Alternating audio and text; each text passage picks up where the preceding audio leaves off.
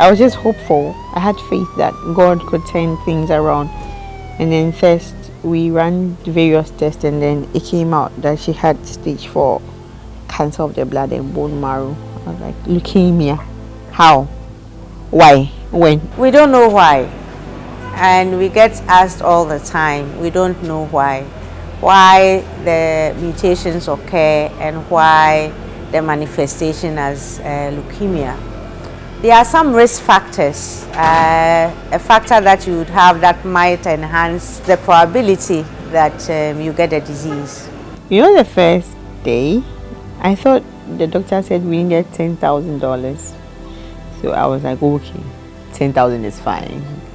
We can come up with that. So I quickly went to Numbu's Motors.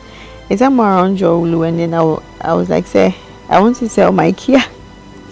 I want to sell this Kia Sportage. And then the man was like, oh, he was going to give me 150,000. I was like, oh, okay, then that's fine. So I came back, and then I was like, oh, dog, I think the money, we are almost done raising. And then she was like, how much did you hear? 10,000. She said no. I said not less than 110,000 US dollars. And then the CD as at that time to the dollar was 17. So I did my calculation, and we needed more than 1.9 million Ghana cedis. Where am I going to get such an amount? I didn't know where help was going to come from. So Leukemia Project Foundation thinks that if there is a place here, first of all, there are few things that will be cut out: cost and time. You know, if your match is in Ghana, you don't have to fly your match alongside with you to Singapore and other places to do a transplant. If the process is here, probably there'll be increased research, and there'll be early diagnosis, and in anything else, when it's early, you have time to deal with it. So hence the center being established.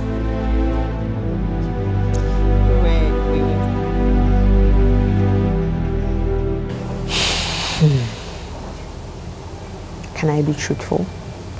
I said, yes, feel free. Okay. So Lisa might go any moment from now. I want you to be by her side. And I want you to talk to her. I want you to spend her last moments with her.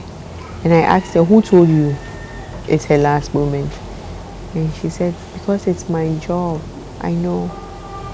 I told her, no, it's not my baby's last moment. Today, December 19th, my child will not die. For acute myeloid leukemia, it's a difficult one.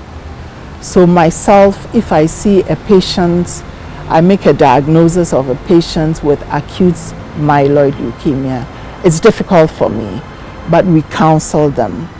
I've had one patient who, after counseling, decided he wasn't going to have treatment. He would rather save whatever money he had for the family. So it can be very difficult.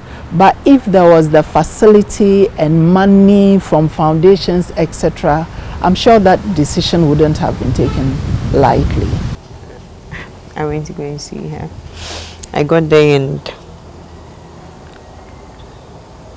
she was bleeding through her mouth. She was bleeding through her nose. Her pulse had dropped. Her body temperature was dropping. Her heartbeat had dropped. Everything was moving so fast. And I could feel, I could feel it within that my baby was dying. I stood there and I watched her. I watched how she struggled to take her breath. I watched how she tried opening her nose wider to breathe. I saw the discomfort on her face as she took her last breath. I watched her as she took her last breath. My baby was gone. One thing that diseases do is that they don't discriminate. So, and of course, with this particular disease disorder, it's something that doctors still don't know the causes. They may know some related causes. I'm sure you hear from our doctors. So it can hit anybody, hit anytime, and hit hard and soft on other people. So I think that all these unknowns make it a bit difficult to handle it. I mean, you would know from the things that we know about other disorders and other diseases that the knowns and the issues that are known about these diseases are what makes it easy for scientists to solve them. So, I mean, that is even more important why we have to do something about it. There has to be increased knowledge about the disease. There has to be increased research. There has to be increased concern. If I had married and I had not given birth, oh, this woman has not given birth. And I gave birth to watch him for 4 years, to suffer. It felt like a bad joke on 1st April. It was like a very bad, terrible joke on 1st April. Of all the pranks on 1st April, that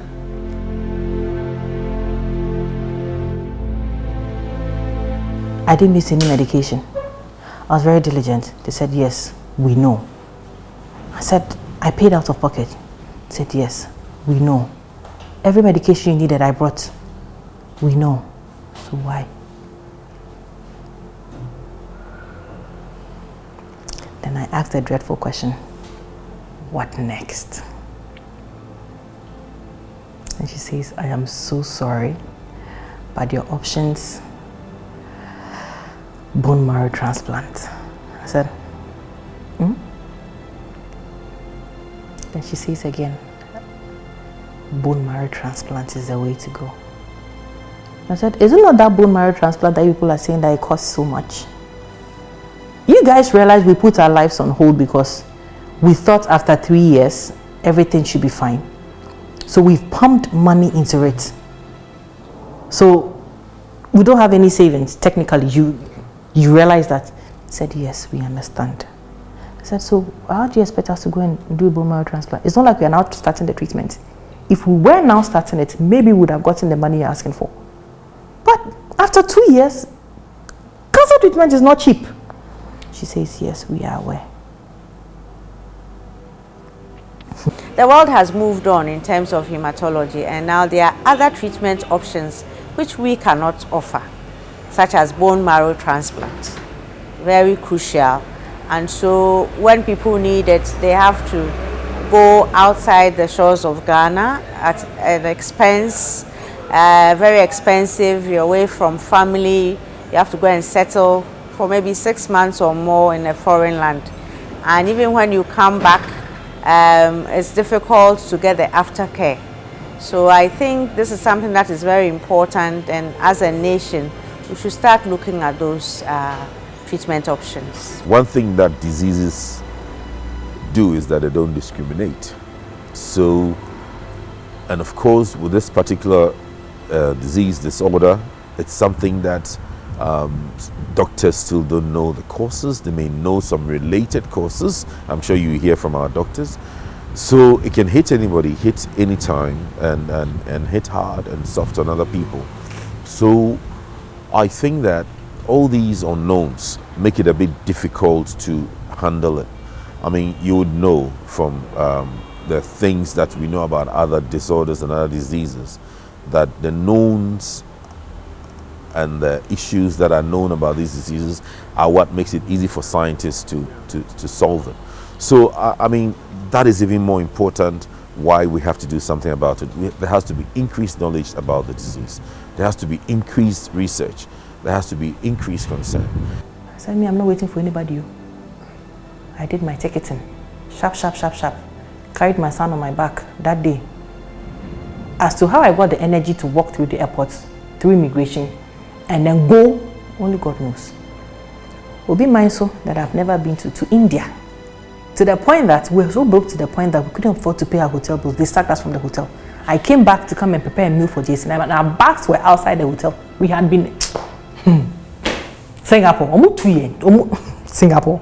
I didn't have anywhere to sleep. We didn't have any accommodation, absolutely nothing.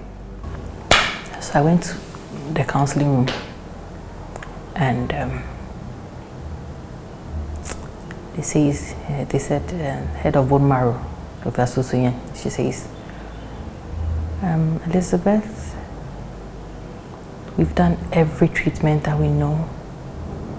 It is simply not working, because we've recently discovered that your son has a very rare type of leukemia, and this type of rare leukemia is almost always incurable, and even if we try, it will come back again and again. They actually have to vote, and because it's free of charge, they have to consider another person in line who they feel the medication would be beneficial to. So they took a vote, and it was 2 out of 1. So head of bone marrow transplants and head of the clinical trial, and there was another, I think head of genetics or something, one of them. They took a vote, and the clinical trial said it would be a waste of resources and money to do what they know would fail. So the bone marrow was the only person who was holding on to faith, but it's not up to her.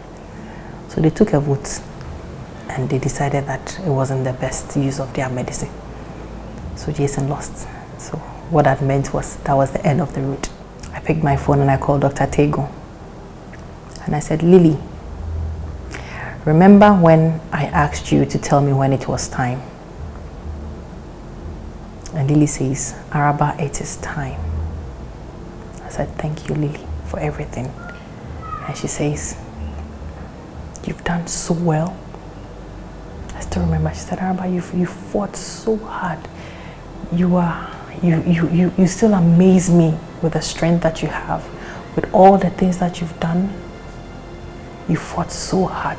Jason has fought so hard, but it's time to let him rest. I said, okay.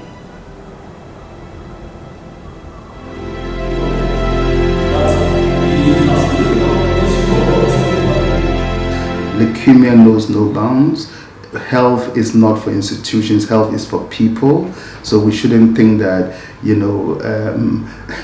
some people wealthy maybe can fly out. No, let's look after people.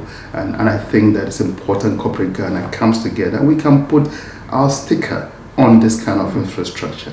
Corporate Ghana stepped forward to help build this specialist, emergency specialist center during the COVID, which was great. So again, this is going to be another piece of infrastructure.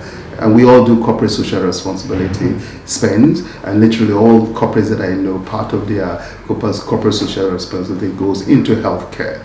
So let us pull it together instead of distribute it, pull it together and have an edifice that we can, actually stick out and say this is what corporate Ghana has done to assist the larger government effort to ensure we have affordable care for our citizens.